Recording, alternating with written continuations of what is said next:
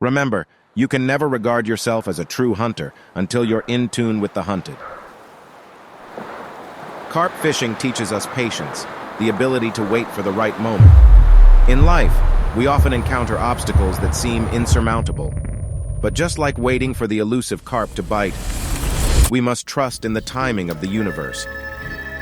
For it only takes a second. Here we go. Come on, girl. There we go. Yes! We've broke your blank spell, Kai. Just under £25. Sanctuary mirror. Absolute cracker.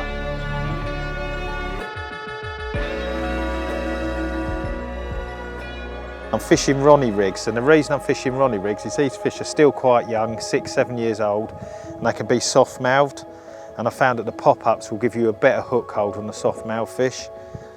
Most people will fish this Ronnie on a stiff boom, but because I'm using it on a lead clip and it might sink into the bottom, that means a supple boom can just find its place among the bottom debris like weed and siltweed, which there's absolutely tons of in here.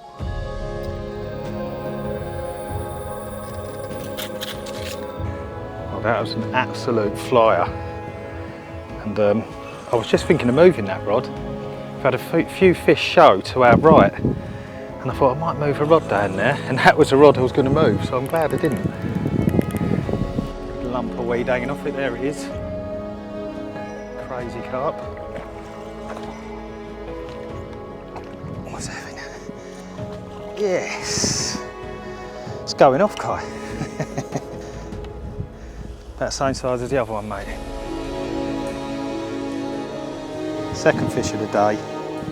We've just had one show over the area, so things are looking good. Hopefully we can bump into one of these big sanctuary fish. But these are an absolute pleasure to catch as it's going.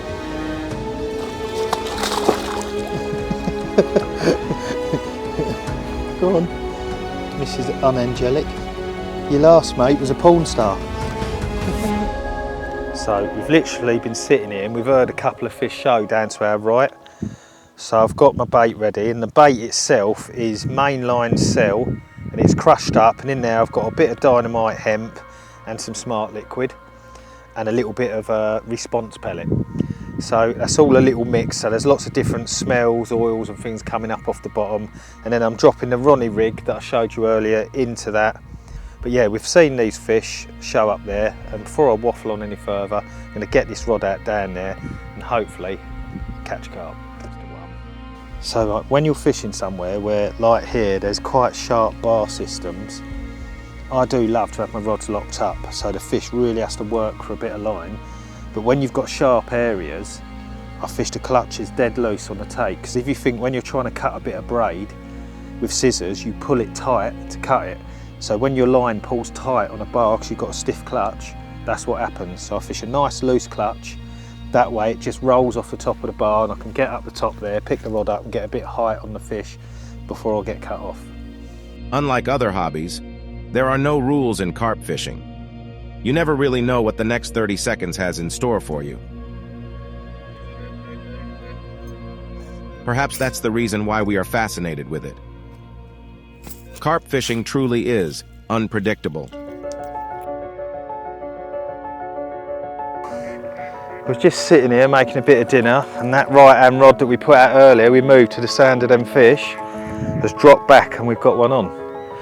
So it's worth not only using your eyes but your ears, because we heard them, we didn't see them, and we put a rod down there and it's gone. Doesn't actually feel a very big one, but you can never tell really at the range. Sometimes you've got to wait till they come close in, but result. I said to Kai, 3 to 5 fish is a good result on here, and if we get this in, we'll be on 3 fish. He just woke up. Turns out he ain't happy. Yeah. Told you should have bought beers, Kai. You know what? That looks alright. Look at the shoulders on that. Lovely carp. There we go. I'll be shocked if that's not £30, mate.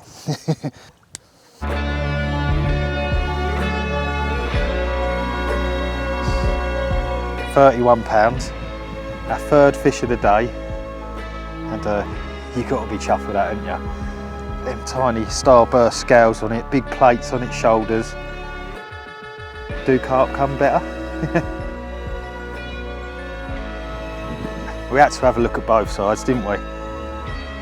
Massive fins on it, and I've got to admit, when I first looked at it, I thought it was a small fish. But when it got close to the bank, it really did put up a good scrap. But what, well chuffed with this one.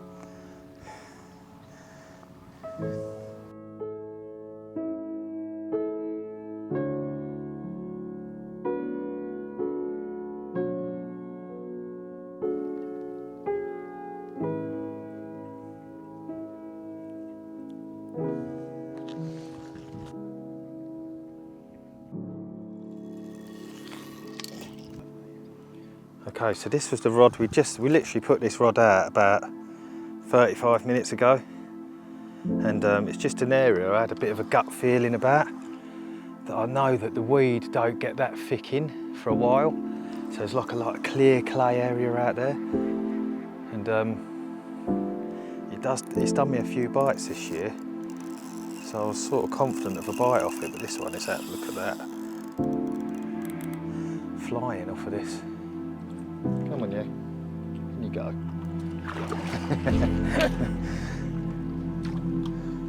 Proper little scrap of that. Let's have a look. Might not be as small as I thought, but no, it's another one. 23, 24. Lovely. That's what I love about this place. Your next fish could be a zipline here. There's levies in here at £35. Commons to £40. Mirrors to £40. They're all different. It's an absolutely brilliant lake. Check him out. A little bit different to the others, short fat one, and yeah, totally empty. It's like a bream, probably about 23, 24 pound again.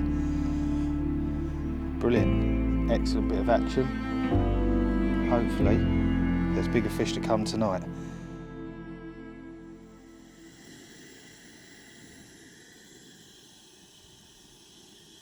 Sort of first.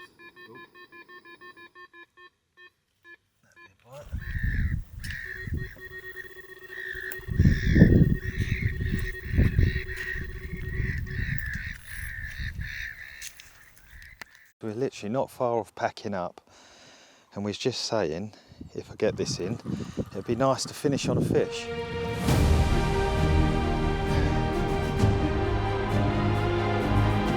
So I like that one.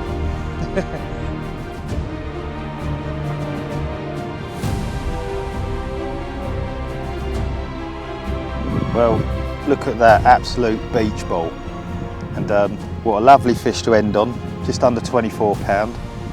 And I said they're all shapes and sizes in here, and you can see they are. And I think if we stayed on, we'd probably end up with another 4 or 5, but we've got to get back to normal life, unfortunately, and it's been an excellent session.